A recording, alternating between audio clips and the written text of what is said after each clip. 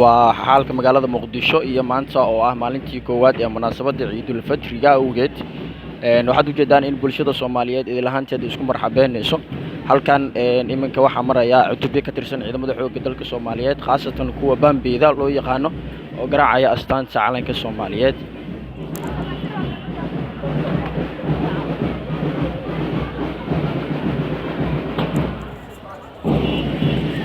dhabaantii maanta looma kala harin munaasabadda koowaad ee Ciidul Fadriga dabto waxay rabtaa way dhimanayaan